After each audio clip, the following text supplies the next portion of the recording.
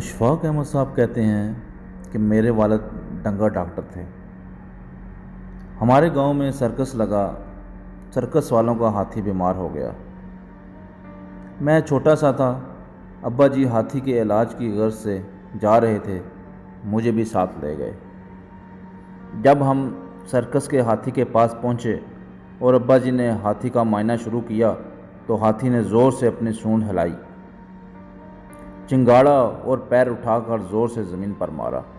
میں بچہ تھا، ہاتھی کی اس ڈرل کو دیکھ کر اس قدر خوف زدہ ہوا کہ وہاں سے بھاگ نکلا۔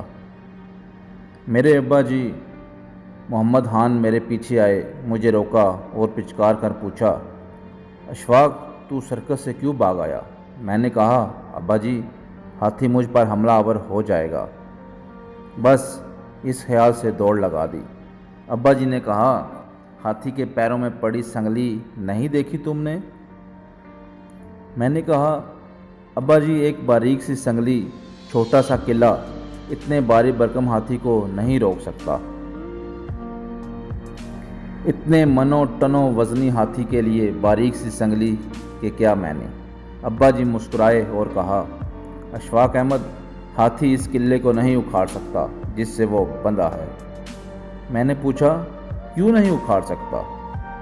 ابا جی بولے، اشفاق سرکس والے جب اس ہاتھی کو جنگل سے پکڑ کر لائے تھے تب یہ چھوٹا سا بچہ تھا۔ ہاتھی کو اسی باریک سنگلی اور اسی چھوٹے قلعے کے ساتھ باندھ دیا گیا۔ تب ہاتھی نے بہت زور لگایا تھا، بڑی طاقت لگائی تھی کہ ہاتھی قلعہ اکھاڑ سکے، مگر اس وقت یہ بے پناہ طاقتور نہیں تھا، اس لیے نہ سنگلی توڑا سکا نہ قلعہ اکھاڑ سکا۔ پھر ہاتھی نے قلعے کو خود سے زیادہ مضبوط اور طاقتور سمجھ لیا۔ وقت گزرا، ہاتھی بڑا ہو گیا، اس کا وزن منوں ٹنوں ہو گیا، اس کی طاقت بھی بے پناہ ہو گئی، مگر یہ ہاتھی آج تک احساس کے قلعے سے بندھا ہے، اس لیے اب یہ زور نہیں لگاتا۔ چونکہ زور نہیں لگاتا تو قلعہ اکھاڑ بھی نہیں سکتا۔ ہمارا حال بھی اس قلعے سے بندھے ہاتھی کی ہی طرح ہے۔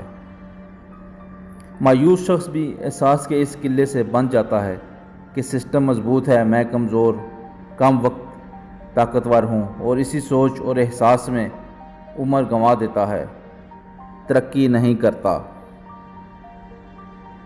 ہمارے ارد گرد لاکھوں مایوس نوجوان احساس کے قلعے سے بندھ گئے ہیں اور زور لگانا چھوڑ بیٹھے ہیں۔ یاد رکھنا، ہاتھی کی آنکھیں چھوٹی ہوتی ہیں، اس لیے اپنے بھاری بھرکم جسامت کو نہیں پہچان پاتا۔ ہم نے بھی اپنی جسامت کو نہیں پہچانا۔ بل گیٹس بھی ہماری طرح کا انسان ہے جو آج کی سب سے بڑی سکسیس سٹوری ہے۔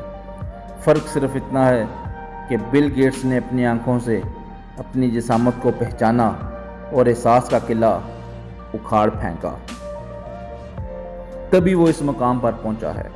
مسلمان ہو کر مایوس ہونا اچھی بات نہیں، اس لیے ہار نہیں ماننی چاہیے۔ حالات، بس اس بات پر یقین رکھنا چاہیے کہ وقت سے پہلے نہ ملا ہے نہ ملے گا۔